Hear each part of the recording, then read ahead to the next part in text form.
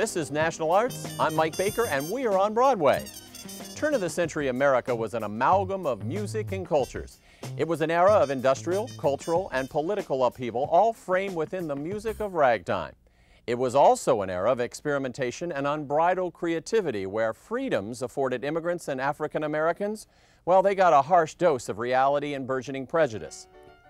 The new Broadway musical Ragtime embellishes all this freneticism of turn-of-the-century America with its Tony Award-winning book by Terrence McNally and orchestrations by Stephen Flaherty. The musical also boasts the Drama Desk and Outer Circle Critics Awards for Outstanding New Musical. In sum, it embodies our growing pains as a nation and offers a marvelous healing experience for everyone.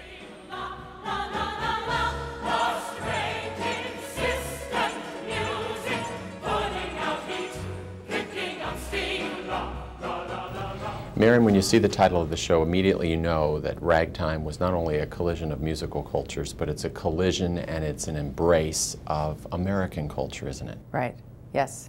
I mean, it's interesting because people come to the show, I think, with the title in mind and thinking that that's all they're going to hear. And I think that's what's the score that Steve Flaherty and Lynn Ahrens put together is so embraces Americana. There is not only ragtime, but there's marches and there's operetta. I mean, it's so much of what was the music of the turn of the century in the piece. Father, of course, who's your husband, the character Yes. of Father, is off in search of adventure. Yes. So he's going off with Admiral Perry to Right. the North Pole, I North assume. Pole. Mother sort of is going through a little angst. She says, you know, I want some adventure. I want Right. to find a journey. How can I do that? Right. Little does she know that on her doorstep or in her garden, In her garden. is a 100-year adventure, isn't Yes, definitely.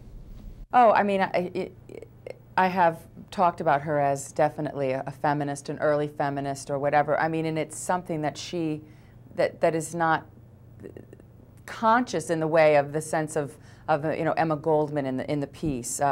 It's not that she sets out to be a woman of change. I don't think she even realizes it's going to happen. That's what's so amazing about it in her journey, is that sort of things just fall. I mean, finding the baby in her garden and taking it into her life and her home is an act of incredible goodness and kindness, which she completely embodies.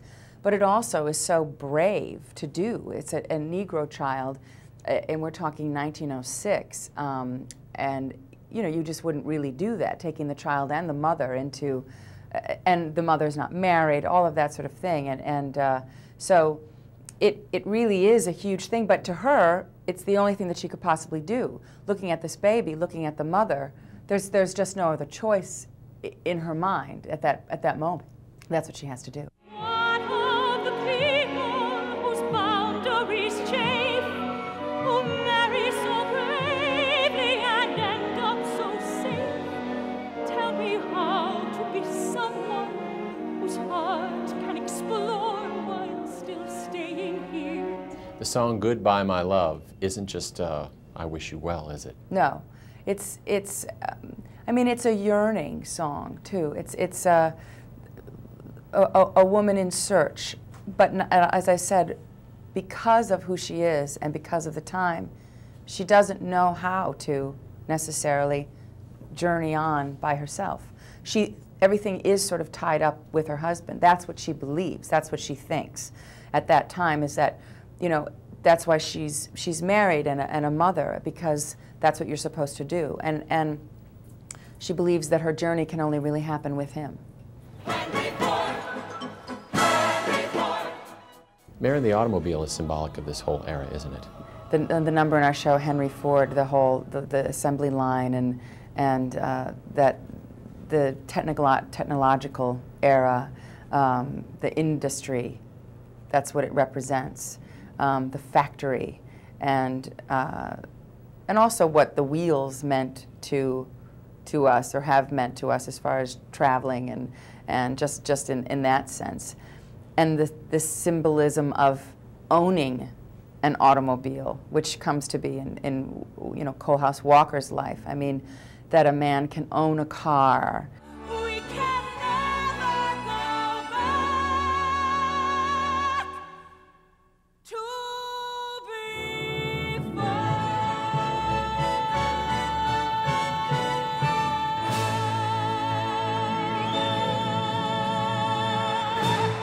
You'll have a very long career, but I would imagine there'll never be another song, or perhaps not too many songs like Back to Before. No, there won't be. It makes me tear up a little thinking about it.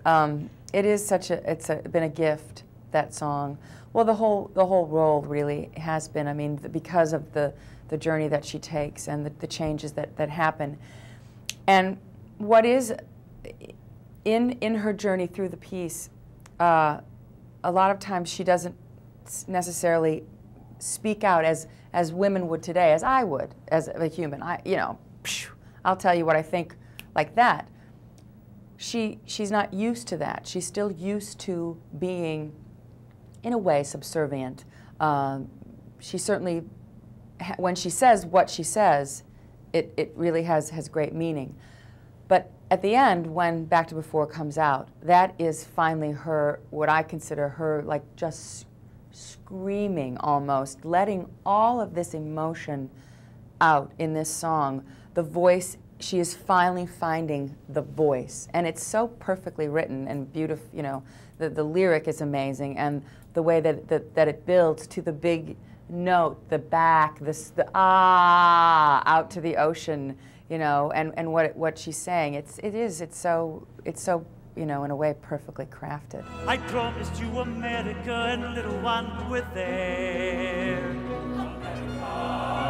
Our feet are on the solid ground, and hope is in the air. America. Tate uses visual images when he thinks of success and what he has to acquire in order to be somebody.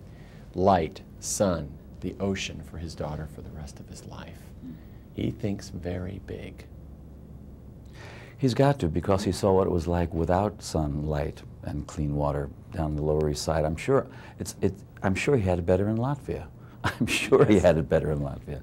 But when you read all those reports about tenement living and yes. Jacob Riis's photojournalism, and you know, the idea of the idea of them having to put in windows, it was a law that was passed that, you know, there were some apartments that were merely in the dark, that did not have a window. It's incredible. Tate has tremendous ingenuity. He has faith in himself. He has faith in his vision. It's embodied in these photographs that he flips and makes motion pictures with. And it's so infuriating that his faith in himself doesn't bear out on the streets of New York. What do you mean I'm failing? I'm working as hard as I can and I'm failing? I'm giving everything I can at the mill, and I'm still going to have to give away my daughter. What more can I do? It's just devastating. Look at them little ones, such opportunity, right on the corner of Orchard and Rivington. We'll make our silhouettes think how they'll sell. We'll join the parade of Americans all doing well. Success! The thing that I most respond to in this part is the father-daughter relationship. But right after that, and a close second, is something that you know. I mean, we all know friends, you know, people in the arts, you know, zillions of them, who've been knocking against the wall for years and cannot get through. And we know, you and I know, these people are great. They're great writers, they're great actors, and cannot get ahead. For whatever popular culture reason, they cannot get ahead. And all it takes is one guy to go, you, today, and that's it. Tate says, I promised you America. This is a long journey, isn't it? After the devastation of the people over there. Exactly. So the idea is that he has to save what's left of his family, or what's left of the people. You know, what's left of the people is what's in his family, and even our family comes over with a member, a bodily member missing. Mom's not here. It's different from the book, but Mom, for whatever reason, is not with us, and yet there's a family to save. And I think because one member is missing, it makes him even more resolved. What brings you here today? Poor young rich boy masturbates for a vaudeville tot. What a waste of a fiery heart, dear. He thought she said, Poor young bourgeois. There are things that you've never thought. Come to Emma and you'll be taught here. And Emma interacts with Tate, with the Latvian father, the immigrant, and is so involved in her own struggles to help the downtrodden. She sees this man not only as the downtrodden masses, but also as an artist, and she was very, very involved with the arts. She was a lecturer on the drama, Ibsen and Shakespeare. She used to go down in the mines and read Shakespeare and Ibsen to the miners. But in the play, she is very much moved by this man and his child, and tries to help, or at least to expose the terrible things that are going on, first in New York on the Lower East Side, and then up in Boston, in Lawrence, Massachusetts, the huge labor riot that happened there, and many innocents were beaten and some killed. It's clear this country wouldn't have come to the point that it has without civil disobedience, without the IWWs, the I Won't Works, yes, without proper wages and what have you. She was right at the heart of all that, wasn't she? She was so far ahead of her time, in a time when women were like children, to be seen and not heard. She saw her role very clearly, and she could not be still, and wound up in jail more than a few times for simply espousing some very unpopular ideas. As a matter of fact, even the people who really should have hailed her at that time, some of the union organizers and the people themselves, were not a fan of hers. It was only after the fact, I think, that she started to be appreciated. Because she was abrasive about it, you know. I mean, You had to be, though. You had to be, yeah. The women characters in this musical are phenomenal. Yeah. The men are the frail ones here. Mother is open and available to the change. I mean, on the spur of the moment, she sees a baby and she decides to take the mother and the baby in, and she doesn't know where all this is going, but she goes. And I like to think that if there were a moment in the piece when Emma and Mother interacted, we would go even further in some of these directions. It was a